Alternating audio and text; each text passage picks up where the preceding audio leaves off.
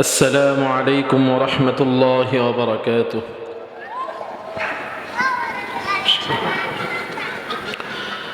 الحمد لله نحمده ونستعينه ونستغفره ونؤمن به ونتوكل عليه ونعوذ بالله من شرور أنفسنا ومن سيئات أعمالنا. من يهده الله فلا مضل له ومن يضلله فلا هادي له، ونشهد أن لا إله إلا الله وحده لا شريك له، ونشهد أن سيدنا ومولانا محمدًا عبده ورسوله، أرسله بالحق بشيرا ونذيرا وداعيا إلى الله بإذنه وسراجا منيرا. أما بعد، فأعوذ بالله من الشيطان الرجيم. بسم الله الرحمن الرحيم. يا أيتها النفس المطمئنة ارجعي إلى ربك راضية مرضية فادخلي في عبادي وادخلي جنتي. صدق الله العظيم. إن الله وملائكته يصلون على النبي يا أيها الذين آمنوا صلوا عليه وسلموا تسليما. اللهم صل على محمد وعلى آل محمد كما صليت على إبراهيم وعلى آل إبراهيم إنك حميد مجيد. اللهم بارك على محمد وعلى آل محمد كما باركت على إبراهيم وعلى آل إبراهيم إنك حميد مجيد. بلغ العلا بكماله كشف الدجى بجماله حسنت جميع خصاله صلوا عليه وآله. عشق محبوب خدا जिस दिल में हासिल नहीं, इश्क़ महबूब खुदा जिस दिल में हासिल नहीं, लाखों मोमिन हो मगर ईमान कामिल नहीं। बलगल उला बिकमालिह कशफ الدجى بجماله حسنت جميع خصاله صلوا عليه وآله. سبحانك. উপস্থিত সম্মানিত মুসলিম তাওহীদি জনতা এবং পর্দার আড়ালের মা ও বোনেরা, আল্লাহ পাক রব্বুল আলামিনের লাখো কোটি শুকরিয়া যে আল্লাহ পাক রব্বুল আলামিন আমাদেরকে আজকের এই মসজিদে এই মজলিসে বসার তৌফিক দিয়েছেন, তাই সকলে বলি আলহামদুলিল্লাহ। আল্লাহ পাক রব্বুল ইজ্জতের বড় দয়া এবং ইহসান যে আল্লাহ পাক রব্বুল আলামিন আমাদেরকে হাজারো মানুষ থেকে বাছাই করে দুনিয়ার নানাবিধ ব্যস্ততা থেকে ফারেক করে কোরআনের মজমায় হাদিসের মজমায় বসার মতো সুযোগ করে দিয়েছেন, তাই সকলে বলি আলহামদুলিল্লাহ।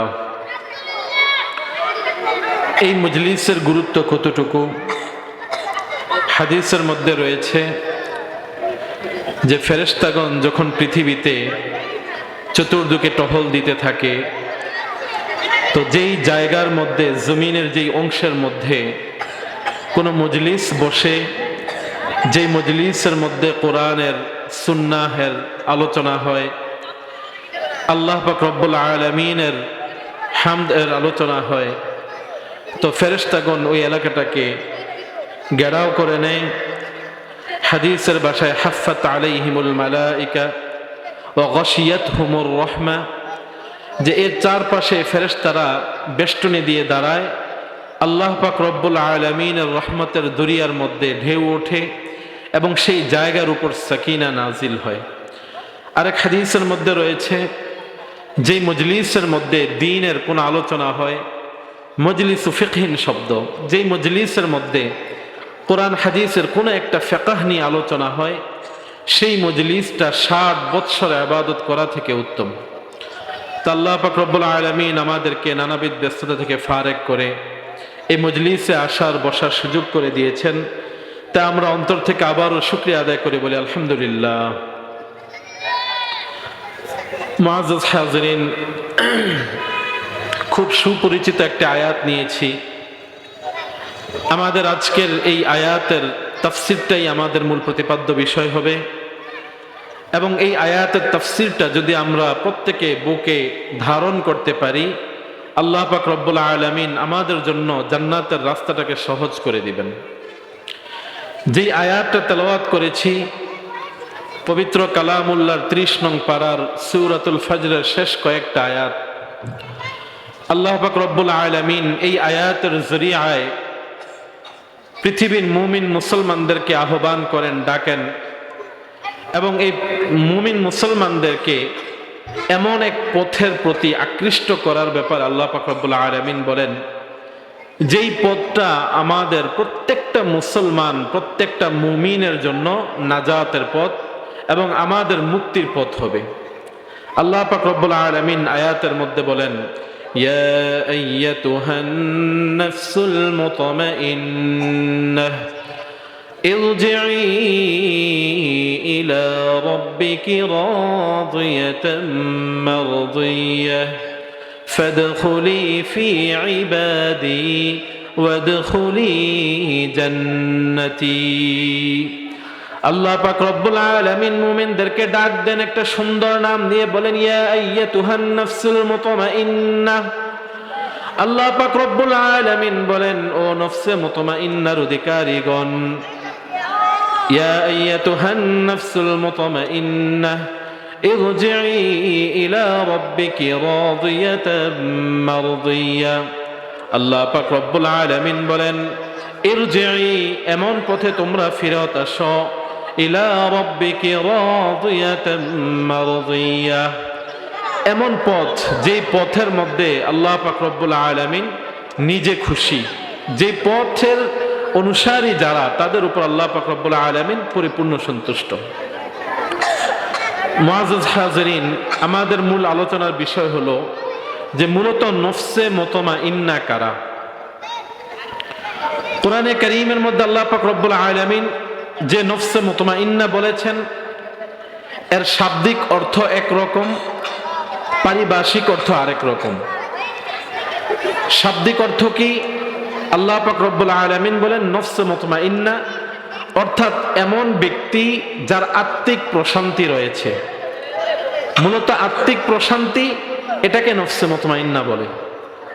অপরদিকে আল্লাহ পাক রব্বুল আলামিন এই আয়াতের সাথে সামঞ্জস্য রেখে আরো কয়েকটি আয়াত নাজিল করেছেন, যেই আয়াতের মাধ্যমে এই আয়াতগুলোর তাফসির হয়। মুফাসসিরিনে কেরামগণ বলেন যে নফসে মুতমাইন্না মূলত কাকে বলে, এর ব্যাপারে কোরআনে কারীমের মধ্যে আল্লাহ পাক রব্বুল আলামিন এক আয়াতের মধ্যে বলেন, আল্লাযীনা ইয়াজতানিবুনা কাবাইরাল ইসমি ওয়াল ফাওয়াহিশা ইল্লাল লামাম। আল্লাহ পাক রব্বুল আলামিন বলেন নফসে মুতমাইন্না কারা, আল্লাযীনা ওই সমস্ত মুমিন মুসলমানগণ, আল্লাযীনা ইয়াজতানিবুনা যারা বেঁচে থাকে, কাবাইরাল ইসমি বড় বড় গুনাহ থেকে, বড় বড় গুনাহ কবিরা গুনাহ থেকে যারা নিজেদেরকে বাঁচিয়ে রাখে, ওয়াল ফাওয়াহিশা এবং পৃথিবীর যত অশ্লীল কাজ আছে সকল অশ্লীল কাজ থেকে নিজেকে বাঁচায়া রাখে। আল্লাহ পাক রব্বুল আলামিন বলেন ওয়াল ফাওয়াহিশা ইল্লাল লামাম, যে নফসে মুতমাইন্না কারা, যে ওই সমস্ত ব্যক্তি যারা নিজেদেরকে কবিরা গুনাহ থেকে বাঁচায়া রাখে এবং দুনিয়ার ফাওয়াহিশ অশ্লীল কাজসমূহ থেকে বাঁচায়া রাখে, কিন্তু ইল্লাল লামাম আল্লাহ পাক রব্বুল আলামিন বলেন যে মাঝে মধ্যে তাদের থেকে ভুল হয়ে যেতে পারে। এই কোনো কথা নেই, ওঠো এখান থেকে, ওঠো ওঠো তোমরা ওঠো, এই এই এদেরকে এই ওঠো তোমরা, ওঠো ওঠো ওঠো, বসে থাকবে না, ওঠো দাঁড়াও, যাও বাইরে যাও, এখানে বসলে কোনো কথা বলা যাবে না।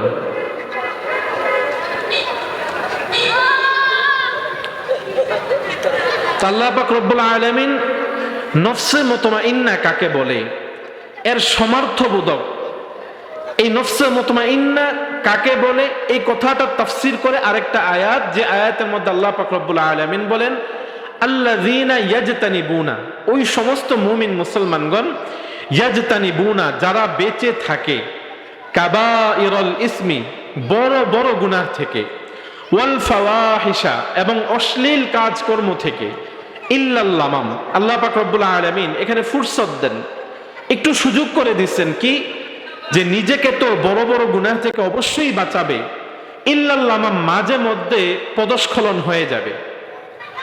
মাঝে মধ্যে পদস্খলন হওয়া, মাঝে মধ্যে গুনাহ হওয়া আর লাগাতার কোনো গুনাহের উপর দায়েম থাকা, এই দুইটা আলাদা বিষয়।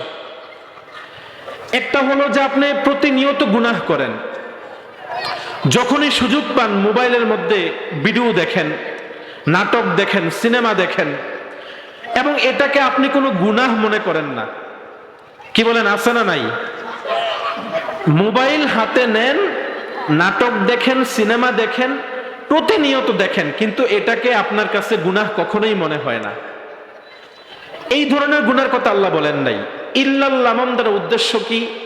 মুফাসসিরিনে কেরামগণ বলেন যে একজন প্রকৃত মুমিন সর্বদা আল্লাহ পাক রব্বুল আলামিন যা আদেশ করেন সেটা মেনে চলার তৌফিক, সেটা মেনে চলার চেষ্টা করেন, যা নিষেধ করেছেন সেটা থেকে নিজেকে বাঁচায় রাখার চেষ্টা করেন। তো এই যে নিজেকে বাঁচায় রাখার চেষ্টা করতে করতে করতে করতে করতে করতে হুট করে একটা ভুল হয়ে যাওয়া, আপনি আপনার নিজের নজরকে হেফাজত করেন, ইচ্ছাকৃতভাবে কোনো বেগানা নারীর দিকে তাকান না, কিন্তু হঠাৎ করে কোনো একদিন কোনো কারণবশত কোনো এক নারীর দিকে তাকাইছেন, তো একবার তাকাইছেন ভুল বুঝতে পারার পরেও মনে হলো যে আরেকটু দেখি, আরেকবার দেখলেন। এগুলো হলো ইল্লাল লামাম, যা আপনি চান না, আপনি কখনো ইচ্ছাকৃত গুনাহ করেন না, কিন্তু মাঝে মধ্যে অনিচ্ছাকৃতভাবে হয়ে যায়। আপনি সর্বদা আল্লাহ পাক রব্বুল আলামিন যা নিষেধ করেছেন ছেড়ে দেওয়ার চেষ্টা করেন, কিন্তু হঠাৎ করে কোনো এক কারণে আপনি বাধ্য হয়ে গেছেন বা কোনো কারণে একটা গুনাহে জড়ায় গেছেন, এটাকে বলে ইল্লাল লামাম। আর আরেকটা বিষয় হলো যে আমি গুনাহ করতেছি, এটা থেকে নিজেকে সরানোর কোনো চেষ্টাই করি না। নাটক সিনেমা দেখা এটাকে খুবই সহজভাবে নিয়েছি, এটা দেখি, এটাকে গুনাহ মনে করি না। 5 ওয়াক্ত নামাজ পড়ি, মসজিদে যাই, মাঝে মধ্যে আল্লাহর কাছে দুহাত তুলে নিজের গুনাহের জন্য মাফ চাই, তাওবা করি, তাওবার মধ্যে বড় বড় গুনাহের জিকির করি, আয় আল্লাহ আর কখনো জিনা করব না, আয় আল্লাহ কোনো নারীর দিকে আমি তাকাবো না, এরকম গুনাহ করি, আয় আল্লাহ আমি কখনো মানুষ থেকে সুদ খাবো না, ঘুষ খাবো না, অন্যের হক নষ্ট করব না। এরকম বড় বড় গুনাহগুলোকে উল্লেখ করে করে আল্লাহর কাছে দোয়া করেন। কিন্তু যেই গুনাহটা প্রতিনিয়ত হচ্ছে সেটাকে গুনাহ মনে করেন না, এটা ইল্লাল লামামের অন্তর্ভুক্ত নয়। তো আল্লাহ পাক রব্বুল আলামিন নফসে মুতমাইন্না কারা এর ব্যাপারে এটাই বলেন, আল্লাযীনা ইয়াজতানিবুনা কাবাইরাল ইসমি ওয়াল ফাওয়াহিশা ইল্লাল লামাম ইন্না রাব্বাকা ওয়াসিউল মাগফিরা। আল্লাহ পাক রব্বুল আলামিন বলেন, ওই সমস্ত মুমিন মুসলমান যারা বড় বড় গুনাহ থেকে নিজেকে বাঁচায়, যারা অশ্লীল কাজ থেকে, ফাহেশা কাজ থেকে নিজেকে বাঁচায়, কিন্তু মাঝে মধ্যে ছোটখাটো গুনাহ হয়ে যায়, আল্লাহ পাক রব্বুল আলামিন বলেন, শুনে রাখো, যারা ইচ্ছাকৃতভাবে নিজেকে গুনাহ থেকে বাঁচায় রাখে, অনিচ্ছায় মাঝে মধ্যে কোনো গুনাহ হয়ে যায়, আল্লাহ তাদেরকে সুসংবাদ দেন, ইন্না রাব্বাকা ওয়াসিউল মাগফিরা, নিশ্চয় তোমার রবের ক্ষমার পরিধি অনেক বড়। বলেন সুবহানাল্লাহ। তো এই নফসে মুতমাইন্না হলো যারা গুনাহ থেকে বেঁচে থাকে। তো আল্লাহ পাক রব্বুল আলামিন নফসে মুতমাইন্নার অধিকারী যারা, তাদেরকে ডাক দিয়ে কি বলতেছেন, যে ইরজিই ইলা রাব্বিকি রাদিয়াতাম মারদিয়া, যে তুমি এমন পথের দিকে ফিরত আসো যেই পথের প্রতি আল্লাহ পাক রব্বুল আলামিন নিজে খুশি। ফাদখুলি ফি ইবাদি, তারপর আল্লাহ পাক রব্বুল আলামিন বলেন যে আমার বিশেষ বান্দা যারা, ফাদখুলি ফি ইবাদি, তোমরা আমার বিশেষ বান্দার অধিকারী হয়ে যাও, বিশেষ বান্দাদের দলভুক্ত হয়ে যাও। দলভুক্ত হলে কি হবে? ওয়াদখুলি জান্নাতি, আল্লাহ বলেন যে আমার প্রিয় বান্দার অন্তর্ভুক্ত হও, ওয়াদখুলি জান্নাতি, জান্নাতে প্রবেশ করো। সুবহানাল্লাহ। এই যে ফাদখুলি ফি ইবাদি, আমার প্রিয় বান্দাদের অন্তর্ভুক্ত হয়ে যাও, কিভাবে আল্লাহ পাক রব্বুল আলামিনের প্রিয় বান্দাদের অন্তর্ভুক্ত হবে? কোরআনে কারীমের মধ্যে আল্লাহ পাক রব্বুল আলামিন সূরা নিসার 31 নম্বর আয়াতের মধ্যে বলেন, ইন তাজতানিবু কাবাইরা মা তুনহাউনা আনহু নুকাফির আনকুম সাইয়্যাতিকুম ওয়া নুদখিলকুম মুদখালান কারীমা।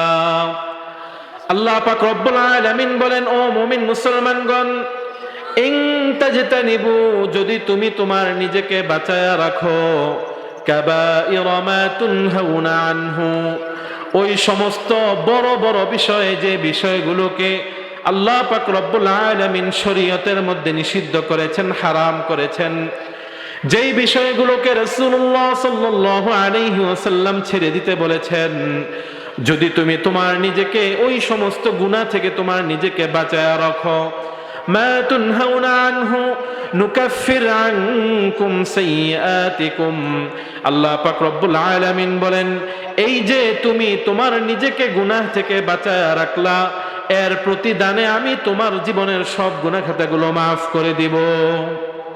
নুকাফির আনকুম সাইয়্যাতিকুম, তোমার আমল নামার মধ্যে যত সাইয়্যাত আছে, যত গুনাহ আছে, ছোট গুনাহ, যত অনিচ্ছাকৃত গুনাহ আছে, আল্লাহ বলেন নুকাফির আনকুম, আমি সেগুলা মিটাইয়া দিব।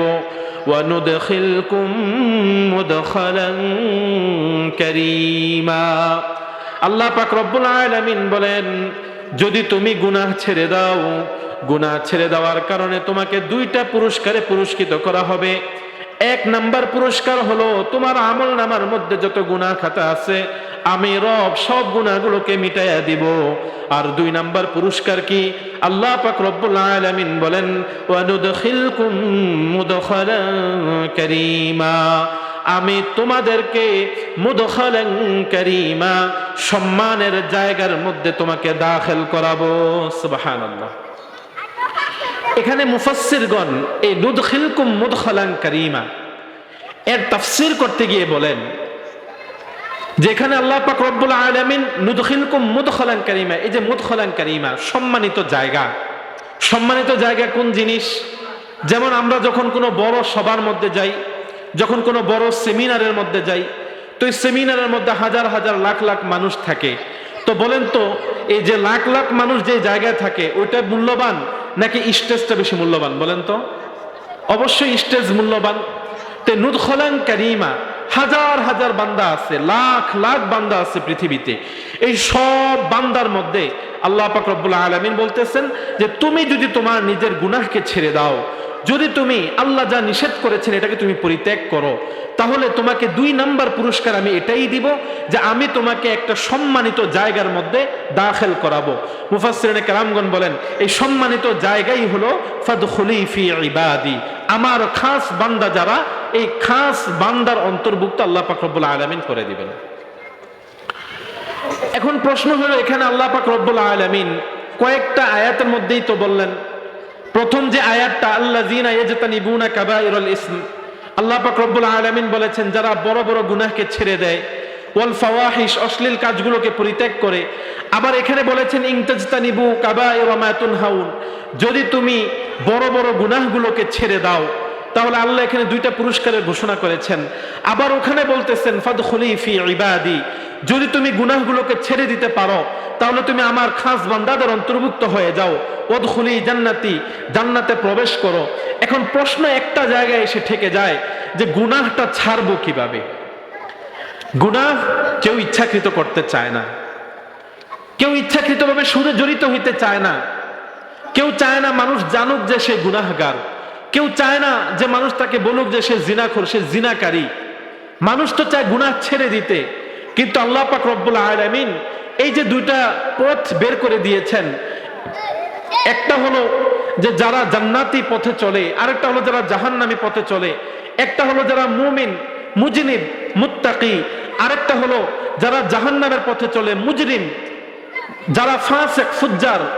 তো এই 2 পথের মধ্যে আমরা এই জান্নাতীদের পথে কিভাবে যাব, কিভাবে গুনাহগুলোকে ছেড়ে দিব?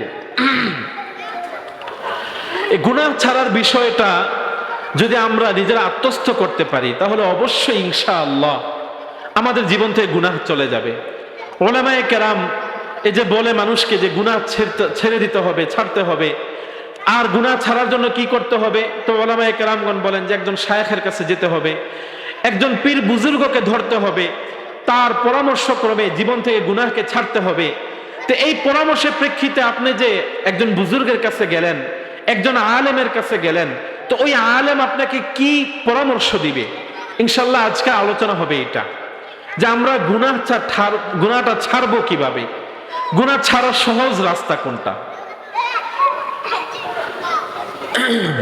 উলামায়ে কেরামগণ বলেন যে গুনাহ ছাড়ার জন্য 4টা বিষয় যদি কেউ মাথার মধ্যে রাখে তো আল্লাহ পাক রব্বুল আলামিন তার জন্য গুনাহ ছেড়ে দেওয়াটাকে সহজ করে দেন।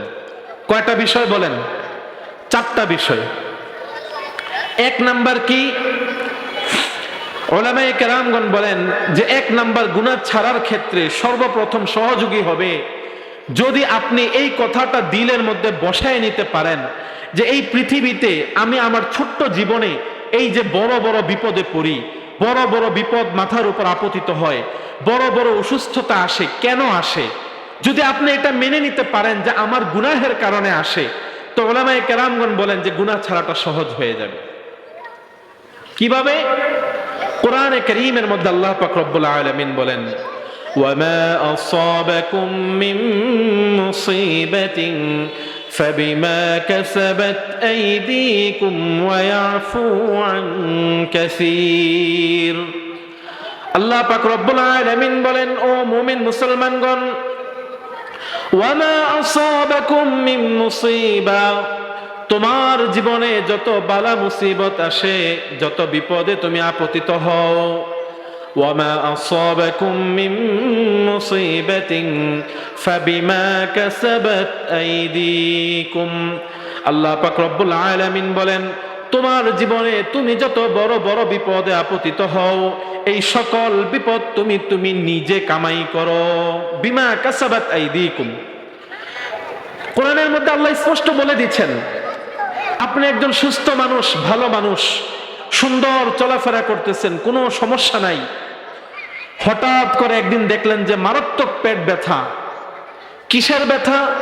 কোনো রোগ ধরা পড়ে না, কুমিল্লা ঢাকা সব ভেজে ফেললেন, দেশের বাহিরে চলে গেলেন, যাওয়ার পর জানতে পারলেন যে আপনার পেটের মধ্যে ক্যান্সার দানা বাঁধছে। একজন সুস্থ মানুষ প্রতিদিন সকালবেলা ঘর থেকে বের হয়, বাজারে যায়, মানুষের সাথে আড্ডা দেয়, কাজকর্ম করে তার জীবন খুব সুন্দর চলতেছে, হঠাৎ করে রাতের বেলা কি এক স্ট্রোক হলো, তো সকালবেলা ঘুম থেকে আর শোয়া থেকে উঠতে পারে না। কি হয়ে গেছে? প্যারালাইসিস হয়ে গেছে। ব্যবসা করেন, খুব বিশাল দোকান, জমজমাট ব্যবসা, হুট করে এক রাত্রে আগুন ধরে গেল, আগুন ধরে সব কিছু পুড়ে ছারখার হয়ে গেছে। তা আল্লাহ পাক রব্বুল আলামিন বলেন, ওয়ামা আসাবাকুম মিন মুসিবাতিন ফাবিমা কাসাবাত আইদিকুম। এই যে পৃথিবীতে তুমি বড় বড় বিপদে আপতিত হও, এই সবগুলো হলো তোমার নিজের কামাই। অর্থাৎ তুমি অপরাধ করো, এই জন্য তুমি আক্রান্ত হও, তুমি ভুল করো, এই জন্যই তোমাকে ভুগতে হয়। হযরত আব্দুল্লাহ ইবনে আব্বাস রাদিয়াল্লাহু তাআলা আনহু এক হাদিসের মধ্যে বলেন যে তুমি তোমার রিজিককে যদি বাড়াইতে চাও তো বেশি বেশি নেক আমল করো। তো এই হাদিসের মাধ্যমে কি বোঝা যায়? যে নেক আমলের সাথে রিজকে হাসানার একটা উত্তম যোগাযোগ আছে। দেখেন, একটা হলো রিজকে হাসানা, সম্মানের রিজিক, আর আরেকটা হলো এমন রিজিক যে রিজিকের মধ্যে সম্মান নাই। আপনার টাকা পয়সা আছে, আপনার অনেক ধন দৌলত আছে, কিন্তু আপনি যখন এলাকায় চলাফেরা করেন, মানুষ আপনাকে সামনে সালাম দেয় কিন্তু পিছনে পিছনে আপনাকে গালাগালি করে। এটা রিজকে হাসানা নয়। আচ্ছা, রিজিক মানে কি? রিজিক মানে কি শুধুই 3 বেলা খাবার? কি বলেন? রিজিক মানে হলো 3 বেলা যেমন খাবার, এটাও রিজিক। আপনি যে কাপড় পরিধান করেন, এটাও রিজিক। আপনার পরিবারের মধ্যে যে শান্তি আসে, ঘরের মানুষ আপনার কথা শোনে, ঘরের মধ্যে কোনো ঝগড়াঝাটি নাই, এটাও রিজিক। আপনার যে সম্মান, এটাও রিজিক, এটাও রিজিকের অন্তর্ভুক্ত। তাহলে আব্দুল্লাহ ইবনে আব্বাস রাদিয়াল্লাহু তাআলা আনহুর এই কথা দ্বারা বোঝা যায় যে আপনার আমালের কারণে, আপনার আমলের কারণে আপনার ঘরে অশান্তি হয়, আপনার স্ত্রী আপনার কথা শোনে না, আপনার ঘরের মানুষ আপনার কথা শোনে না, আপনার ঘরে সম্মান নাই, বাহিরে সম্মান নাই, কিন্তু টাকা পয়সা তো আছে। এটাই হলো রিজিক। তাহলে গুনাহ ছাড়ার সহজ মাধ্যম হলো 1 নম্বরে এই কথাটা নিজের মনে বসায় নেওয়া যে আমার যত বিপদ আসে, আমার যত অসুস্থতা আসে, আমার গুনাহের কারণে আসে। কিসের কারণে আসে বলেন? ওয়ামা আসাবাকুম মিন মুসিবাহ ফাবিমা কাসাবাত আইদিকুম ওয়া ইয়াফু আন কাসীর। ও আমার মুমিন বান্দা, পৃথিবীতে তুমি যত বিপদে পড়ো, যত ঝামেলায় পড়ো, যত অসুস্থতায় নিপতিত হও, যত বড় বড় বিপদ তোমার সামনে দানা বাঁধে, সব তোমার গুনাহের কারণে আসে। ওয়া ইয়াফু আন কাসীর। আল্লাহ পাক রব্বুল আলামিন বলেন, তুমি যত গুনাহ করো, যত অপরাধ করো, যদি ওই অপরাধ অনুপাতে তোমার বিপদ আসতো, তাহলে পৃথিবীতে কখনো তুমি শান্তিতে থাকতে পারতা না। এই জন্য আল্লাহ বলেন, ওয়াফু আন কাসীর। তুমি যেই আমল করো, যেই কাজকর্ম করো, এর মধ্য থেকে অধিকাংশ আল্লাহ মাফ করে দেন। সুবহানাল্লাহ। বুঝেন নাই মনে হয়? এই যে গুনাহ করতেছেন, তো আচ্ছা বলেন, মানুষের গীবত করা কোরআনে কি বলা আছে? গীবত করা মানে মরা মানুষের গোশত খাওয়া। গীবত করা মানে কি? মরা লাশের গোশত খাওয়া। এখন যদি এমন হইতো যে আপনি গীবত করছেন, করার পরে এখন আপনার মুখ থেকে মরা মানুষের গোশতের গন্ধ বের হওয়া শুরু হয়ে যেত, আপনি কি সমাজে মুখ দেখাইতে পারতেন? আপনি সমাজে চলতে পারতেন? আপনি যদি ধরেন গুনাহ করছেন, তো আপনি জিনাহ করছেন, জিনা করার কারণে আল্লাহ পাক রব্বুল আলামিন আপনার থেকে নূর নিয়ে গেছে। আপনার শরীর থেকে ঈমানের নূর নেওয়ার সাথে সাথে যদি চেহারাটা কালো হয়ে যেত, এই চেহারা নিয়ে কি ঘরের বাহিরে বের হইতে পারতেন? এটাই আল্লাহ বলতেছেন, বিমা কাসাবাত আইদিকুম ওয়া ইয়াফু আন কাসীর। তুমি যে কাজগুলো করো, তুমি যে অপরাধগুলো করো, এই অপরাধের অর্ধেক তো আমি এমনিই মাফ করে দেই। এগুলোর জন্য তোমাকে আমি ধরি না দুনিয়াতে, এগুলো আখিরাতের জন্য রেখে দিছি। কিন্তু এই যে কিছু গুনাহ এমন আছে যেগুলোর শাস্তি তুমি দুনিয়াতেই পেতে হয়, যেগুলো তুমি দুনিয়াতেই ভুগতে হবে। এজন্য আল্লাহ বলেছেন, ওয়ামা আসাবাকুম মিন মুসিবা। যত বিপদ তুমি পাও, তা তোমার গুনাহের একটা অংশের কারণে পাও। তাহলে আমরা 1 নাম্বার কি পাইলাম? যে আমার পৃথিবীতে যত, আমার জীবনে যত বিপদ আসে, যত ঝামেলা আসে, কিসের কারণে আসে?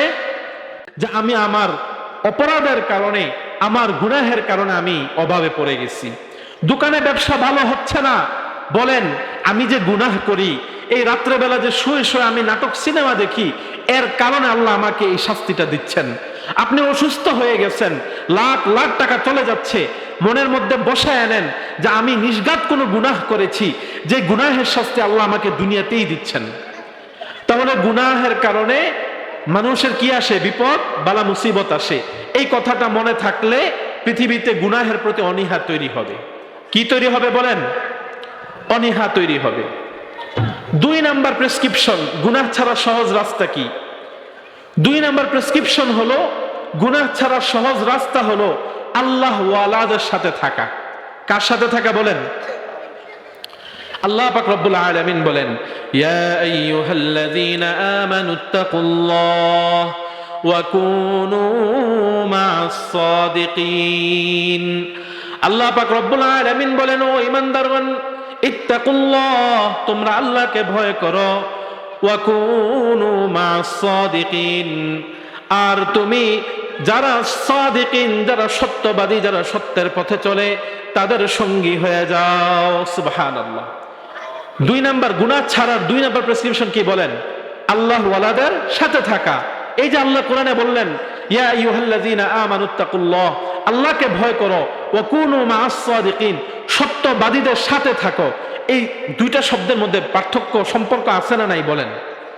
আল্লাহ প্রথমে বলছেন আমানুত্তাকুল্লাহ, তোমরা আল্লাহকে ভয় করো। তো আল্লাহকে ভয় কিভাবে করব? আল্লাহকে ভয় করতে সহজ রাস্তা কোনটা? তো আল্লাহ শিখিয়ে দিচ্ছেন, কুনু মা'আস সাদিকিন, যারা সত্যবাদী তাদের সাথে থাকো। এবার বলেন, 10 জন আলেমের সাথে আপনি আছেন, কয়জনের সাথে বলেন? 10 জন আলেমের সাথে আপনি আছেন। এই মুহূর্তে সিগারেট খাইতে মন চাইছে, বের করতে পারবেন বলেন? 10 জন আলেমের সাথে বসে আছেন, এই মুহূর্তে হঠাৎ করে একটা নাটক দেখতে মন চাইছে, দেখতে পারবেন? এজন্য উলামায়ে কেরামগণ বলেন যে গুনাহ ছাড়ার সহজ প্রেসক্রিপশন হলো আল্লাহ ওয়ালাদের সাথে থাকা।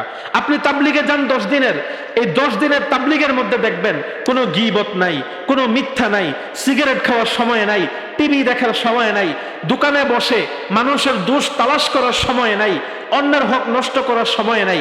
কি সারাদিন মসজিদে থাকো, 6 আমলের উপর কাজ করো, মানুষকে দাওয়াত পৌঁছাও, নামাজের টাইম হলে নামাজ পড়ো, নামাজের পর তালিমে বসো, গুনাহ করার কোনো সময় নাই। তাহলে কোরআনের এই প্রেসক্রিপশন দ্বারা বোঝা যায় আল্লাহকে ভয় পাইতে হলে, তাকওয়া অর্জন করতে হইলে, তাহলে মুত্তাকীদের সাথে থাকতে হবে। কাদের সাথে বলেন? মুত্তাকীদের সাথে থাকতে হবে, আল্লাহ ওয়ালাদের সোহবত হাসিল করতে হবে। উলামায়ে কেরামগণ এটার আরো কয়েকটা বিষয় বের করেন। 1 নম্বরে বলেন যে আল্লাহ ওয়ালাদের সাথে থাকার মানে কি? বলে যে আল্লাহ ওয়ালাদের সাথে শুধু থাকা এটা না, আপনি সারাদিন বদমাইশি করলেন, গুন্ডামি করলেন, দিনের শেষে 10 মিনিটের জন্য হুজুরদের মাঝখানে এসে বসলে কোনো ফায়দা আছে বলেন? তাহলে এই আল্লাহ ওয়ালাদের সাথে থাকার মানে কি? উলামায়ে কেরামগণ বলেন আল্লাহ ওয়ালাদের সাথে থাকার মানে হলো আল্লাহ ওয়ালাদের সোহবতে থেকে থেকে আল্লাহ ওয়ালাদের যে কাজ, যে পোশাক পরিচ্ছদ, যে চলন বলন সব নিজের মধ্যে নিয়ে আসা। এর সর্বপ্রথম পথ কি? সর্বপ্রথম হলো আল্লাহ ওয়ালারা যে পোশাক পরেন আপনিও সেই পোশাক পরবেন। আচ্ছা এবার বলেন, আপনার চাপ দাঁড়িয়ে আছে, মাথায় সুন্দর একটা টুপি আছে, গায়ে সুন্দর একটা জুব্বা আছে, এই জুব্বাটা নিয়ে আপনি কোনো পর্দারির সাথে ফ্লার্ট করতে পারবেন? আর বলেন না, এই সমাজের হালাতটাই বলেন। যারা সিনেমা হলে যায় জুব্বা পরে ঢুকতে পারে? জীবনেও ঢুকবে না, বলবে যে আল্লাহ যাই করি না করি জুব্বা পরে কোথায় যাওয়া যাবে না, সিনেমা হলে ঢুকা যাবে না। জুব্বা পরে কোনো গুনাহে কেউ জড়িত হইতে চায় না। এর মানে বোঝা যায় যে আল্লাহ ওয়ালাদের যে পোশাক, এই পোশাকের মধ্যেও গুনাহ থেকে বাঁচার একটা পন্থা আছে। কি বলেন, আছে না? তাহলে আল্লাহ ওয়ালাদের সোহবতের প্রথম ধাপ হলো আল্লাহ ওয়ালাদের পোশাককে নিজের পোশাক বানায় নেওয়া। এখন বলবেন যে ইসলাম কি বলে? আরে ইসলাম তো বলে শুধু সতর ডাকতে। ইসলাম কি বলে? সতর ডাকতে। তো আপনি তো সতর ডাইকেই যত ফাইজলামি করেন, প্যান্ট শার্ট পরে, গেঞ্জি টি শার্ট পরেই তো মানুষ বেশি ফাইজলামি করে। তো সতর ঢাকাটাই তো সমাধান না, সমাধান হলো আল্লাহ ওয়ালাদের পোশাক নিজের মধ্যে হাসিল করে নেওয়া। এই জন্য ওলামায়ে কেরামগণ বলেন, যে যত বেশি গুনাহে লিপ্ত তাকে গুনাহ থেকে ফিরে আনার জন্য তার জন্য সর্বোত্তম পন্থা হলো আল্লাহ ওয়ালার পরিপূর্ণ পোশাক তার মধ্যে দিয়ে দেওয়া। তাকে জুব্বা পরাইয়া দাও, মাথার মধ্যে পাগড়ি একটা বাইরা দাও, তার দাড়িগুলা বড় করো, পকেটে মেসওয়াক দিয়ে দাও, দেখবা অর্ধেক গুনাহ এমনিই চলে গেছে। সুবহানাল্লাহ। তাহলে এক নাম্বার গেল যে পৃথিবীতে আমি যত বিপদে পড়ি সব বিপদ কিসের কারণে? আমার গুনাহের কারণে। 2 নম্বরে পাইলাম যে আল্লাহ ওয়ালাদের সাথে থাকলে গুনাহ ছাড়তে সহজ হয়। আল্লাহ ওয়ালাদের সাথে থাকলে কি হয়? গুনাহ ছাড়তে সহজ হয়। 3 নাম্বার, এটা একটু বড়, 3 নাম্বারটা আলোচনা করতে করতে তো সময় শেষ হয়ে যাবে। 3 নাম্বার, আপনি যখনই কোনো গুনাহ করবেন তো এই গুনাহ করার সময় মাথায় এটা রাখবেন যে আপনি যখন যেই গুনাহ করেন না কেন সাথে সাথে 8টা সাক্ষী আপনার বিরুদ্ধে দাঁড়ায় যায়। কয়টা সাক্ষী বলেন? 8টা সাক্ষী। আপনি তো বলবেন আমি যখন গুনাহ করি আমার গুনাহের সময় তো কোনো সাক্ষী থাকে না। আমি যখন খারাপ খারাপ ছবি দেখি, নাটক দেখি, সিনেমা দেখি, আমার ঘরে তো আর কেউ থাকে না, কোথা থেকে সাক্ষী আসবে? কোরআনে কারীমের মধ্যে আল্লাহ পাক রব্বুল আলামিন বলেন, বান্দা যখন গুনাহের মধ্যে শামিল হয়, গুনাহ করে, তার 1 নাম্বার সাক্ষী হয় কে? ইয়াউমাইযিন তুহাদ্দিসু আখবারাহা। আল্লাহ পাক রব্বুল আলামিন বলেন, কাল কিয়ামতের ময়দানে যেই জমিনের উপর দাঁড়ায়া বান্দা গুনাহে লিপ্ত হবে, ওই রব্বুল আলামিন বলেন ওয়া তুকাল্লিমুনা আইদিহিম, তার হাত তার বিরুদ্ধে সাক্ষী দিবে, ওয়া তাশহাদু আরজুলুহুম বিমা কানু ইয়াকসিবুন, তার পা তার বিরুদ্ধে সাক্ষী দিবে, বিমা কানু ইয়াকসিবুন। সে বলবে আয় আল্লাহ, পৃথিবীতে সে যখন গুনাহ করেছে আমি পাকে ব্যবহার করে করে গুনাহ করেছে। তাহলে কয়টা সাক্ষী হলো বলেন? 1 নাম্বার হলো জমিন সাক্ষী দিবে, ইয়াউমাইযিন তুহাদ্দিসু আখবারাহা। বান্দা যখন অস্বীকার করবে, বলবে আয় আল্লাহ আমি তো গুনাহ করি নাই। চোর যখন চুরি করে কোনো সাক্ষী রাখে? বলেন তো, আমার সাথে একটু কথা বলেন। চোর যখন চুরি করে কোনো সাক্ষী রাখে? কোনো সাক্ষী রাখে না। তো মেল দরবারের মধ্যে যখন ধরে, বলে এই তুই তো অমুক বাড়িতে চুরি করছ, তো চোর কি বলে? হ্যাঁ আমি চুরি করছি। কি বলেন? স্বীকার করে নেয় না ডাইরেক্ট? সব মাথা নাড়তেস। হ্যাঁ, আল্লাহর কসম, মায়ের কসম, মাটির কিরা যত কিরা আছে 24টা কিরা দিয়া কি বলবে? বলবে যে আমি চুরি করি নাই। বলবে কি বলবে না? পরে মেল দরবারের মধ্যে তার চুরিকে সাব্যস্ত করে কিভাবে? বলে ওই যে সিসিটিভিতে আছে, অমুকে তোকে দেখছে, বাড়ি থেকে বের হচ্ছিস।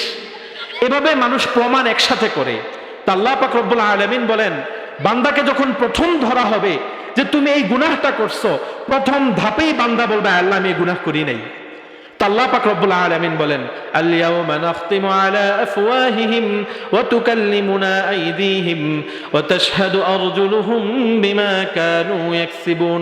আল্লাহ বলেন মুখটাকে শিলায় দিব। শিলায় দেওয়ার পরে এবার হাত সাক্ষী দিবে, আয় আল্লাহ আমাকে ব্যবহার করে গুনাহ করছে। পা সাক্ষী দিবে, আয় আল্লাহ আমাকে ব্যবহার করে গুনাহের জায়গায় গেছে। তাহলে সাক্ষী কয়টা হলো? 1 নাম্বার জমিন, 2 নাম্বার হাত, 3 নাম্বার কি হলো? পা। এখন বলবেন যে হাত ব্যবহার করলাম না, পা ব্যবহার করলাম না, এমন গুনাহ করলাম। কিছু গুনাহ আছে হাতও লাগে না, পাও লাগে না, চোখ ব্যবহার হয়, আছে না কিছু গুনাহ? আপনি বলবেন আয় আল্লাহ আমার হাত এখানে ছিল না, পা এখানে ছিল না। আল্লাহ পাক রব্বুল আলামিন বলেন না না, সমস্যা নাই। হাত্তা ইযা মা জাউহা শাহিদা আলাইহিম সামউহুম ওয়া আবসারুহুম ওয়া জুলুদুহুম। আল্লাহ পাক রব্বুল আলামিন বলেন তোমার জবানের কোনো কথা শোনা হবে না, তোমার জবানের কোনো সাক্ষী গ্রহণ করা হবে না। হাত্তা ইযা মা জাউহা, ওই সময় আল্লাহ পাক রব্বুল আলামিন সক্ষমতা দিয়ে দিবেন। কাদেরকে সক্ষমতা দিবেন?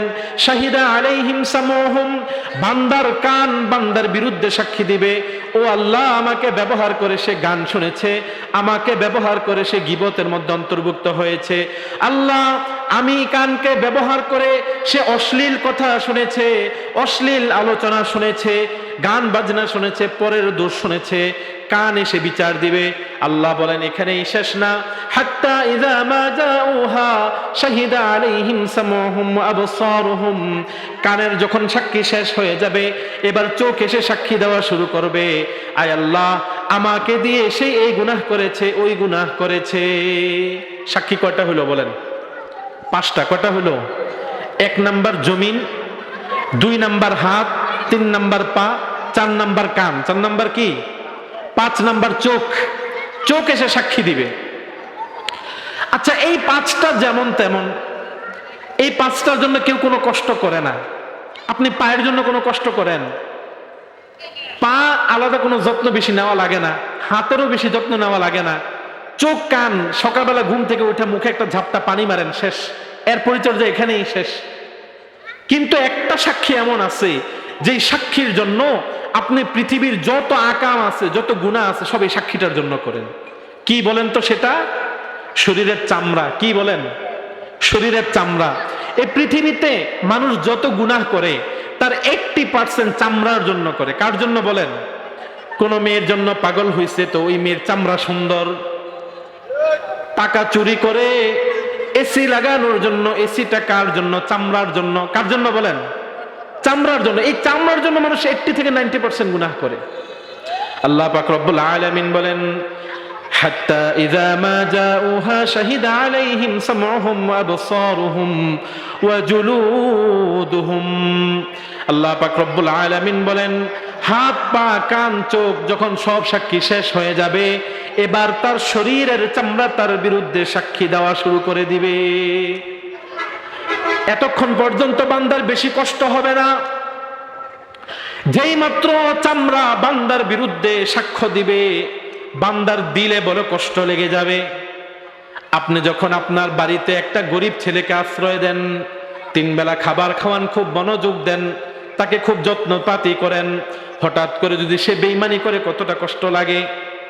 ঠিক তেমনি ভাবে হঠাৎ করে যখন চামড়া বিরুদ্ধে সাক্ষী দিবে আল্লাহ পাক রব্বুল আলামিন বলেন বান্দা কষ্ট পাবে। কষ্ট পেয়ে বান্দাকে জিজ্ঞাসা করবে, চামড়াকে জিজ্ঞাসা করবে, ও চামড়া তুই কিভাবে আমার বিরুদ্ধে সাক্ষী দিলি? ওয়াকালু লিজুলুদিহিম লিমা শাহিদতুম আলাইনা। আল্লাহ পাক রব্বুল আলামিন মুজরিম যারা তারা বলবে, আল্লাহ বলেন ওয়াকালু তারা বলবে লিজুলুদিহিম নিজের চামড়াকে, লিমা শাহিদতুম আলাইনা ও চামড়া কেন তুমি আমার বিরুদ্ধে সাক্ষী দিলা? পৃথিবীতে তোমার জন্য কত কিছু করেছি, শীতকাল ঠান্ডা পড়ে টাকা খরচ করে সারাদিন কষ্ট করে কামাই করে 500 টাকা খরচ করে একটা শাল কিনেছি তোমার জন্য। ও চামড়া গরমকালে তোমার যখন গরম লাগতো, ঘাম বের হইতো, তোমাকে শান্তি দেওয়ার জন্য কত কষ্ট করে 10 দিন 15 দিন টাকা জমায় একটা ফ্যান কিনতাম। কারেন্ট চলে গেলে কষ্ট পাও এজন্য রিচার্জেবল ফ্যান কিনেছি, আইপিএস কিনেছি, অতিরিক্ত গরম লাগে এসি কিনেছি। ও চামড়া দুনিয়াতে তোমাকে কত শান্তি দিয়েছি, কত সুখে রেখেছি, আজকে তুমি আমার বিরুদ্ধে কেন সাক্ষী দিলা? আল্লাহ পাক রব্বুল আলামিন বলেন চামড়া তোমার কথার কোনো ভ্রুক্ষেপ করবে না, বরং বলবে ক্বালু আনতাকানাল্লাহুল্লাযী আনতাকা কুল্লা শাই। যে আল্লাহ পাক রব্বুল আলামিন হাতকে সাক্ষী দেওয়ার আদেশ দিয়েছেন, যে আল্লাহ পাকে তোমার বিরুদ্ধে সাক্ষী দেওয়ার আদেশ দিয়েছেন, যে আল্লাহ জমিনকে তোমার বিরুদ্ধে সাক্ষী দেওয়ার আদেশ দিয়েছেন, ওই আল্লাহ আমি চামড়াকেও আদেশ দিয়েছেন তোমার বিরুদ্ধে কথা বলার জন্য।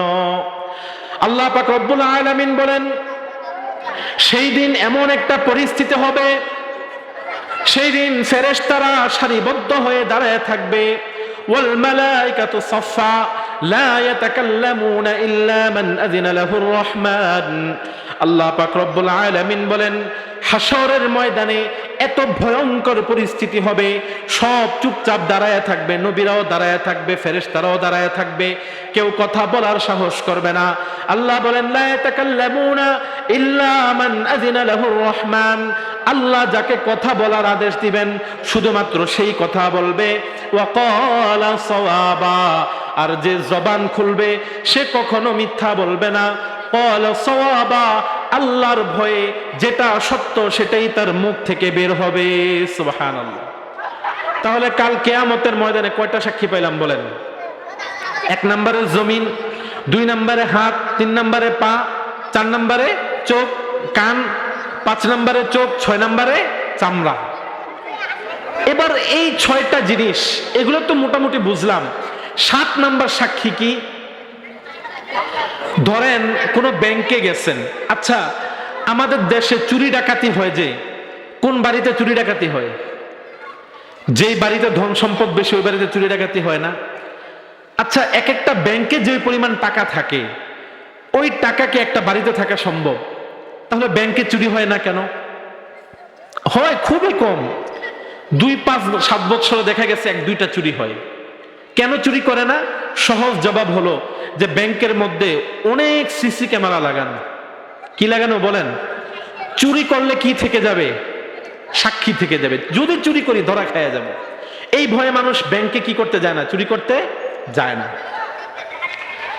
ও মুসলমান, দুনিয়ার মানুষ দেখে ফেলবে এই ভয়ে ব্যাংকে চুরি করতে যান না।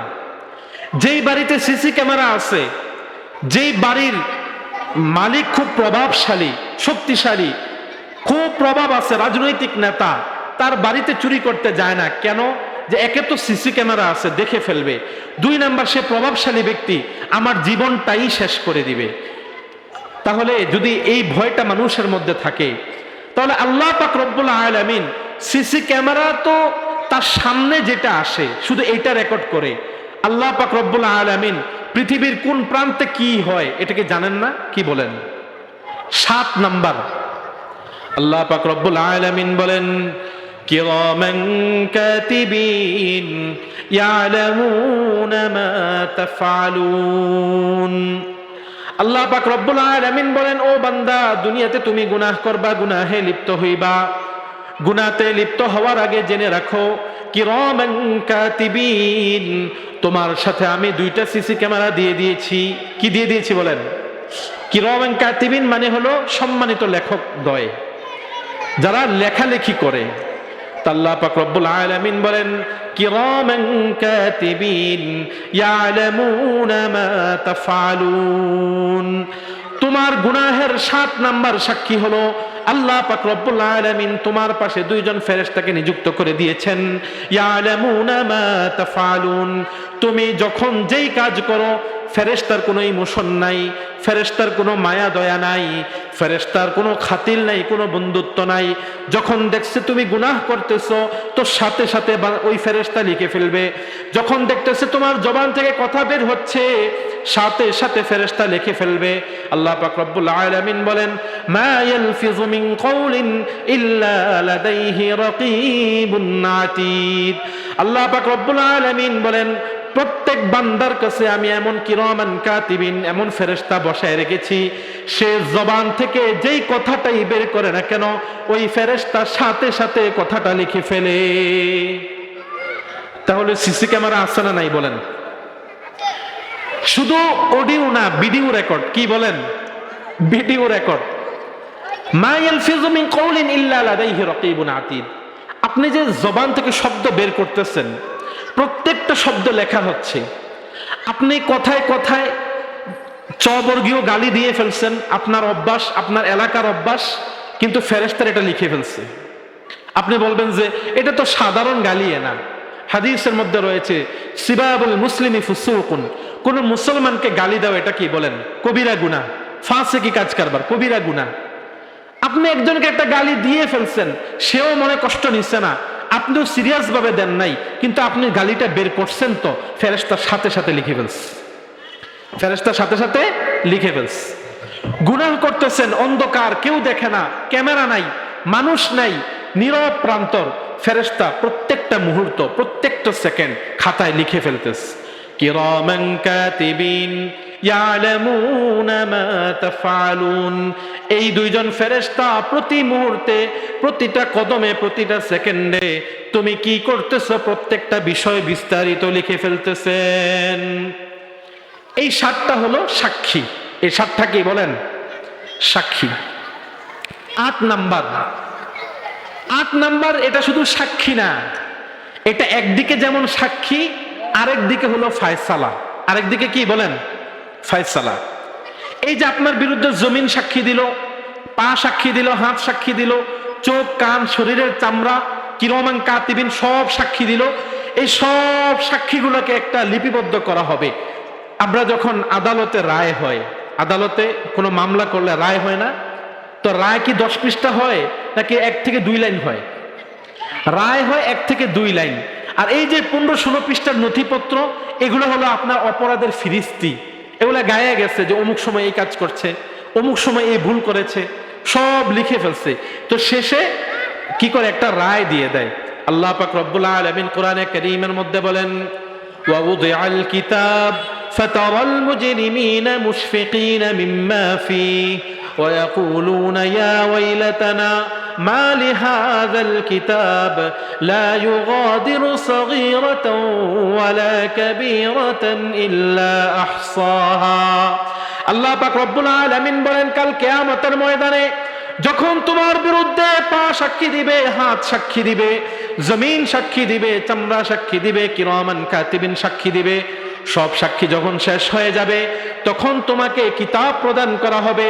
আল্লাহ পাক রব্বুল আলামিন বলেন, যারা দুনিয়াতে পাপাচারিতায় লিপ্ত ছিল, যারা দুনিয়ায় গুনাহে লিপ্ত ছিল, এই কিতাব দেখার পরে ফাতারুল মুজরিমিনা মুশফিকিনা মিম্মা ফীহি, এই কিতাব দেখার পরে থরথর করে কাঁপতে থাকবে, পেরেশানিতে পড়ে যাবে। আয় আল্লাহ, এই কিতাবের মধ্যে কি যেন রয়েছে।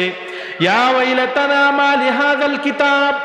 আল্লাহ বলেন, যখন বান্দার হাতে এই কিতাব দেওয়া হবে, কিতাবটা হাতে নেওয়ার পর বলবে, ইয়া ওয়াইলাতানা, হায় আফসোস, হায় আফসোস, মা লিহাযাল কিতাব, এটা কেমন কিতাব, লা ইউগাদিরু সগীরাতাও ওয়ালা কাবীরা, ছোট কোনো গুনাহকেও ছাড়ে নাই, ওয়ালা কাবীরা, কোনো বড় গুনাহকেও ছাড়ে নাই, ইল্লা আহসাহা, প্রত্যেকটা গুনাহকে এই কিতাবের মধ্যে লিপিবদ্ধ করা হয়েছে। হাদিসের মধ্যে রয়েছে, বান্দা আসবে কাল কিয়ামতের ময়দানে, তার আমলনামা উহুদ পাহাড় সমপরিমাণ হবে, তার আমল এত বেশি হবে, বান্দা আমলের দিকে তাকায় খুশি হয়ে যাবে। আল্লাহ পাক রব্বুল আলামিন যখন তাকে তার সামনে ডাকবেন, যখন আল্লাহ পাক রব্বুল আলামিনের সামনে দিয়ে যাইতে থাকবে, আল্লাহ পাক রব্বুল আলামিন বলবেন, কিফুহুম ইন্নাহুম মাসউলুন, এটাকে দাঁড় করাও, একে প্রশ্ন করা হবে। এই বান্দাকে যখন সামনে আনা হবে, রাসূলুল্লাহ সাল্লাল্লাহু আলাইহি ওয়াসাল্লাম বলেন, ওই বান্দার যখন আমলনামা সামনে দেওয়া হবে, একজন ব্যক্তি এসে বলবে, আয় রব্বুল আলামিন, এই ব্যক্তি পৃথিবীতে আমাকে একটা গালি দিয়েছিল। আরেক লোক এসে বলবে, আয় রব্বুল আলামিন, পৃথিবীতে নরম মানুষ ছিলাম, দুর্বল মানুষ ছিলাম, এই ব্যক্তি আমাকে একটা থাপ্পড় দিয়েছে। আল্লাহর রাসূল বলেন, এভাবে একে একে মানুষ আসতে থাকবে। আল্লাহ পাক রব্বুল আলামিন ফেরেশতাদেরকে আদেশ দিবেন, তার আমলনামা থেকে যে একটা থাপ্পড় দিছে তাকে আমল দিয়ে দাও, যাকে একটা গালি দিছে তাকেও আমল দিয়ে দাও। যে এসে বলবে, আয় রব্বুল আলামিন, দুনিয়াতে এসে আমার পিছনে পিছনে বদনাম করেছে, আল্লাহ বলবেন ফেরেশতাদেরকে, তাকেও তার নেক আমলগুলো দিয়ে দাও। আল্লাহর রাসূল বলবেন, মা বাকা আহাদান, এভাবে যখন দিতে দিতে কাউকে গালি দিয়েছে, কারো সাথে খারাপ আচরণ করেছে, কারো বিরুদ্ধে বদনাম করেছে, যখন আমলনামা থেকে নেক আমল দিতে থাকবে, দিতে দিতে দিতে দিতে আর কিছুই বাকি থাকবে না।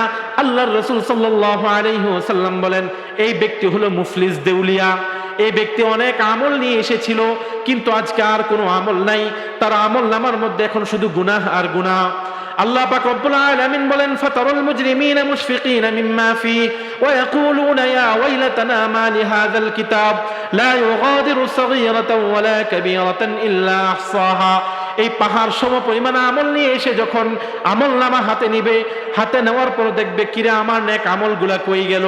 5 ওয়াক্ত নামাজ পড়ছি, নামাজগুলা নাই, মসজিদে দান করেছি, দানগুলা নাই, কত দুনিয়াতে কত কাজ করেছি, 7 লক্ষ টাকা খরচ করে হজ করেছি, হজের আমলটাও আমলনামায় নাই, আছে কি? আল্লাহ বলেন, লা ইউগাদিরু সগীরাতাও ওয়ালা কাবীরা, তার চোখের সামনে শুধু আসবে অমুক জায়গায় গুনাহ করেছিল, তমুক জায়গার মধ্যে ছোট্ট গুনাহ করেছিল, ওয়ালা কাবীরাতান ইল্লা আহসাহা, কোন গুনাহ ছাড় পায় নাই, সব গুনাহ এখানে লিপিবদ্ধ আছে, সব গুনাহ উঠে গেছে। বলেন, আমল কি অল্প নিয়ে গেছে না বেশি নিয়ে গেছে? আছে কি? কিছুই নেই।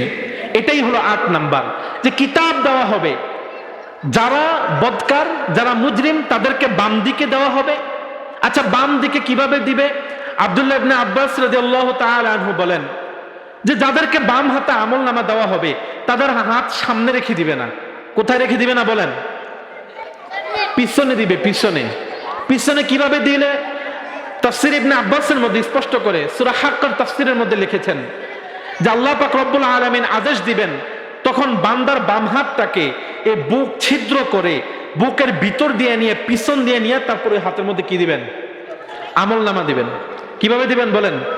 এভাবে হাতটা পিছনে নিয়ে, এটা তো আরামই ছিল, বুক ছিদ্র করে হাত পিছন দিয়ে বুকের ভিতর দিয়ে নিয়ে পিছন দিয়ে তারপর আমলনামা দিবেন। তাহলে 8 নাম্বার হলো কিতাব, যে কিতাবের মধ্যে লা ইউগাদিরু সাগীরাতান ওয়ালা কাবীরাতান ইল্লা আহসাহা, ছোট গুনাহ বড় গুনাহ কোনটাই বাদ রাখে নাই, সব গুনাহ লিপিবদ্ধ হয়ে গেছে। এইটা হলো 8 নাম্বার। তো সুতরাং কেউ যদি মনে করে যে আমি গুনাহ করলে আমার বিরুদ্ধে 8 জন সাক্ষী হয়ে যাবে, তাহলে কি আর কেউ গুনাহ করবে বলেন? কেউ যদি চুরি করতে যায় আর যদি সে জানে যে চুরি করতে নিলে 3টা মানুষ দেখবে, জীবনে চুরি করবে? জিনা আছে না, জিনা, গার্লফ্রেন্ড নিয়ে প্রেমিকা নিয়ে ধরেন কেউ আকাম করতে গেল, আর যদি সে জানে যে সিসি ক্যামেরা আছে অথবা 4-5 জন পরিচিত লোক ওই এলাকায় আছে, করবে আকাম বলেন নাকি ছেড়ে দিবে? তো গুনাহ ছাড়ার 3 নাম্বার প্রেসক্রিপশন হলো সব সময় মাথায় রাখতে হবে আমি যেখানেই গুনাহ করি, যে জায়গায় গুনাহ করি, সাথে সাথে আমার বিরুদ্ধে 8টা সাক্ষী দাঁড়ায় যাবে। কয়টা সাক্ষী মনে আছে তো? 8টা সাক্ষী কি কি? আবার বলি, 1 নাম্বার জমিন, 1 নাম্বার কি, 2 নাম্বার হাত, 3 নাম্বার পা, 4 নাম্বার কান, 5 নাম্বার চোখ, 6 নাম্বার চামড়া, 7 নাম্বার কিরামান কাতিবিন, 8 নাম্বার আল্লাহর ফয়সালা। 8 নাম্বার হলো কি?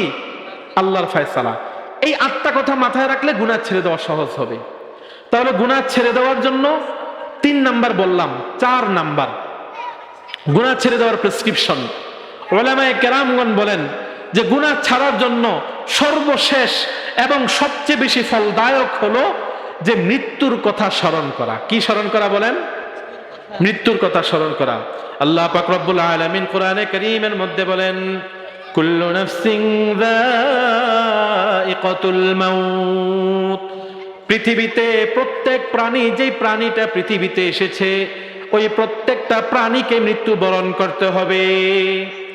এখন যদি বলেন যে আমার মৃত্যু নাই, আপনি যদি বলেন আমার মৃত্যু হবে না, আপনি যদি বলেন আমি আল্লাহকে ভয় করি না, 8টা সাক্ষীর কথা ভয় করি না, কোরআনে কারীমের মধ্যে আল্লাহ পাক রব্বুল আলামিন এমন বান্দার জন্য ধমক দিয়ে বলেছেন, ইয়া মাশারাল জিন্নি ওয়াল ইনস ইন ইসতাতাতুম আন তানফুযু মিন আকতারিস সামাওয়াতি ওয়াল আরদ ফানফুযু লা তানফুযুনা ইল্লা বিসুলতান। আল্লাহ পাক রব্বুল আলামিন বলেন, ও বান্দা, এত কিছুর পরেও যদি তুই গুনাহ করতে চাস, এত কিছুর পরেও, এত সাক্ষীর পরেও, এত কথার পরেও যদি তুই গুনাহে লিপ্ত হইতে চাস, আল্লাহ বলেন আমার এই আসমান জমিন থেকে তুই বের হইয়া যা। কোথা থেকে বের হতে বলছে বলেন? আল্লাহর আসমান এবং জমিনের মধ্য থেকে বের হইতে বলছে। আচ্ছা, আল্লাহ জমিন থেকে বের হওয়া কি সহজ? বলবেন যে চাঁদের দেশে চলে যাব। চাঁদের দেশে যাইতে কত টাকা খরচ এটা তো পরে, যাইতে পারবেন। আর যদি জানো 4 টাকার, বলেন 4 টাকার আল্লাহর না? আপনি কোথায় যাবেন? আল্লাহ বলতেছেন যে এত কিছুর পরেও, এই যে 8টা সাক্ষী দাঁড়াবে, এত কিছুর পরেও গুনাহ করবি, আমার পৃথিবী থেকে তুই বের হয়ে যা।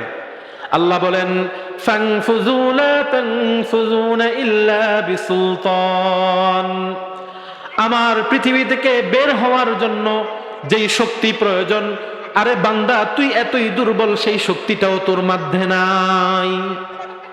আরে মানুষের কত গর্ব, কত অহংকার, কিন্তু মানুষের শক্তিটা কত দুর্বলের তো। সাধারণ গরু চিনেন তো? আচ্ছা, একটা গরুর শক্তি মানুষের শরীরে আছে। এরকম ভাবে পৃথিবীতে যা কিছু আছে সবকিছুর সাথে তুলনা করেন না। আল্লাহ পাক রব্বুল আলামিন বলেন, ওয়া খুলিকাল ইনসানু দাঈফা। আল্লাহ পাক রব্বুল আলামিন মানুষকে দুর্বল করে সৃষ্টি করেছেন। এই যে দুর্বল করে সৃষ্টি করছেন, তা আল্লাহ বলতেছেন যে তোর শক্তি আর আছেই কতটুক। তুই যদি বাইর হইতেও চাস, ফানফুযু লা তানফুযুনা ইল্লা বিসুলতান, তোর এই ক্ষমতা তো নাই। তোর তো ক্ষমতাই নাই পৃথিবী ছাইরা যাওয়ার, তাহলে কেন গুনাহ করস? ইয়া আইয়ুহাল ইনসান মা গররাকা বিরাব্বিকাল কারীম। আল্লাহ বলেন, যাই মানুষ, মা গররাকা বিরাব্বিকাল কারীম, কিসের এত শক্তি, কার ক্ষমতার খুঁটির জোরে তুই এত কিছু করস? আচ্ছা বলেন তো, এই যে আল্লাহ বলেছেন যে মা গররাকা বিরাব্বিকাল কারীম, এটা বুঝার জন্য উদাহরণ দিচ্ছি। একটা ছেলে রাজনীতি করে, কিন্তু এই ছেলেটা মানুষের কোনো ক্ষতি করে না, একদম নরমাল চলাফেরা করে।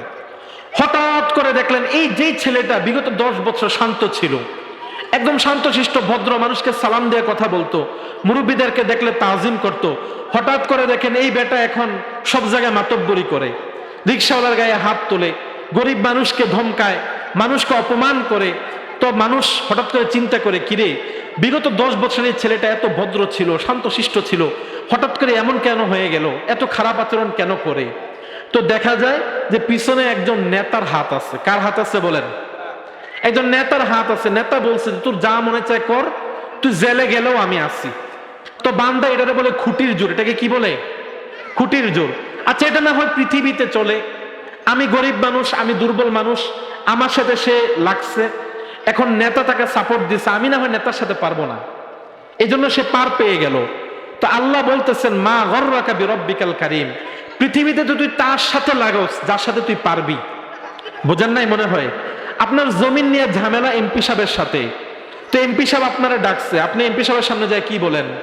স্যার যেমনি ভালো হয় এমনি করেন, বলেন না এরকম? কারণ এখানে যদি বলেন না জমিন এটা আমি বিক্রি করব না, জমিনের দাবি ছাড়বো না, আপনি খুব ভালো করে জানেন যে কালকে আপনার জঙ্গি মামলা ঢুকাই দিবেন, কি জানেন না? তো এমপির সামনে বলেন যে স্যার এই জমিন মনে করেন আপনার, যেমনি করলে ভালো হয় করেন, দিয়ে দিলেন এমপি সাহেবের উপরে।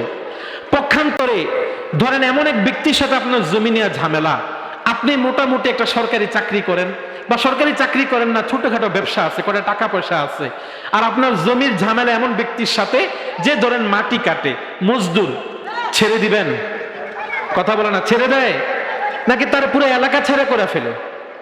তো এই যে মানুষ তার সাথেই লাগে যার সাথে পারে, তো আল্লাহর সাথে যে লাগে, তো আল্লাহ এই জন্য জিজ্ঞাসা করেন ইয়া আইয়ুহাল ইনসান, ও মানব সম্প্রদায়, মা গররাকা বিরাব্বিকাল কারীম, এই যে আমার সাথে এত অবাধ্যতা করতেছ, আমি নামাজ পড়তে বলি তুমি নামাজ পড়ো না, আমি রোজা রাখতে বলি তুমি রোজা রাখো না, আমি গুনাহ ছাড়তে বলি তুমি গুনাহ ছাড়ো না, আমি বেগানা নারী দেখতে নিষেধ করি তুমি সেটা ইচ্ছা মতো দেখো, খারাপ ভিডিও তুমি দেখো, এই যে আমার আদেশগুলোকে অমান্য করো। আল্লাহ জানতে চান মা গররাকা বিরাব্বিকাল কারীম, তোমার পিছনে খুঁটির জোরটা কই? বলেন, আমাদের পিছনে কোনো খুঁটির জোর আছে আল্লাহর এগেইনস্টে? কাল কিয়ামতের ময়দানে সমগ্র পৃথিবীর সব মানুষকে যখন এক জায়গায় তোলা হবে, তো আল্লাহ পাক রব্বুল আলামিন খুব মজবুত কণ্ঠে রাগান্বিত হয়ে বলবেন লিমানিল মুলকুল ইয়াউম, আজকের রাজত্ব কার? তখন সব কিছু পিনপতন নীরবতা ছেয়ে যাবে, কেউ ভয়ে কোনো কথা বলবে না। তো জবাব একটাই হবে লিল্লাহিল ওয়াহিদিল কাহ্হার, যে আজকের রাজত্ব শুধুমাত্র আল্লাহর জন্য। আজকের রাজত্ব কার? শুধু। তাহলে পৃথিবীতে আপনার যা কিছু থাকুক, একদিন আপনাকে মরতে হবে। কি বলেন, মরতে হবে না? তাহলে যদি কেউ মরণের কথা স্মরণ রাখে, তাহলে গুনাহ ছেড়ে দেওয়া সহজ, যে আমাকে মরতে হবে। চোখটা বন্ধ করেন, বন্ধ করে চিন্তা করেন, আজকে 2025 সন, সময় তো কেটেই যায়। আগামী 100 বছর পরে 2125 সন, আমি কোথায় থাকব? চিন্তা করে দেখেন যে আরো 100 বছর পরে আমি যে একজন মানুষ ছিলাম, আমি আর থাকবো না, আমার কবর যে কোথায় মানুষ সেটাও জানবে না। এই জামানার মানুষ কবরের কথা মাথায় রাখে? বলেন, আপনারা যারা মুরব্বী আছেন, বাপ, চাচা, দাদা, ওই পরদাদার কবর এখনো যত্নে রাখেন। আমাদের যে জেনারেশন, কবর তো মিটাইয়া ফেলে, কবরের কোনো খোঁজ খবরই থাকবে না। তাহলে যদি 100 বছর পরের কথা চিন্তা করেন যে 100 বছর পরে আমি কোথায় থাকবো, তাহলে অবশ্যই গুনাহ ছেড়ে দিতে হবে। এই জন্য কবি বলেন মৌত কো সমঝা হে গাফিল ইখতিতামে জিন্দেগি, मौत को समझा है गाफिल इख्तितामे जिंदगी, दर हकीकत मौत तेरा इब्तिदाए जिंदगी, कैसे कैसे ताजदारों पादशाहत चल बसे ओ खजीना बालखाना शान शौकत क्या हुई कैसे कैसे ताजदारों पादशाहत चल बसे ओ खजीना बालखाना शान शौकत क्या हुई। কবি বলেন যে মানুষ যখন মারা যাইতে নেয়, যখন আজরাইল তার সামনে চলে আসে, তখন সে অনুভব করে যে আসলে আমার এখন মৃত্যু হয়ে যাচ্ছে। মৌত কো সমঝা হে গাফিল ইখতিতামে জিন্দেগি, জীবন যখন শেষ, মরণ হয়ে যাবে, ঠিক এই মুহূর্তে সে মৌতটাকে উপলব্ধি করতে পারে। তো কবি বলেন দর হাকিকত মৌত তেরা ইফতিতাহে জিন্দেগি, আসলে মৃত্যু তো শেষ না, মৃত্যু হলো জীবনের শুরু। কেইসে কেইসে তাজদারো পাদশাহত চল বসে, যে পৃথিবীতে কত রাজা বাদশাহ আসছে, কত প্রধানমন্ত্রী, কত প্রেসিডেন্ট পৃথিবীতে আসছে, আজকে তারা কেউ নাই। ও খাজিনা বালাখানা শান ও শৌকত ক্যা হুই, কত ধন সম্পদ ছিল, কত স্বর্ণ মুদ্রা ছিল, সব শেষ, আজ কিছুই নাই, সব মাটির নিচে দাফন হয়ে গেছে। এটাই হলো দুনিয়ার হাকিকত। এই কথাটা যদি মাথায় রাখতে পারেন যে বাদশাহ ছিল, নমরুদ ছিল, ফেরাউন ছিল, তারাও পার পায় নাই, আমিও পার পাবো না, তাহলে গুনাহ থেকে বেঁচে থাকা সম্ভব। আল্লাহ পাক রব্বুল আলামিন আমরা যেই 4টা প্রেসক্রিপশন নিয়ে আলোচনা করেছি তার উপর আমল করার তৌফিক দান করেন। ওয়া আখিরু দাওয়ানা আলহামদুলিল্লাহি রাব্বিল আলামিন।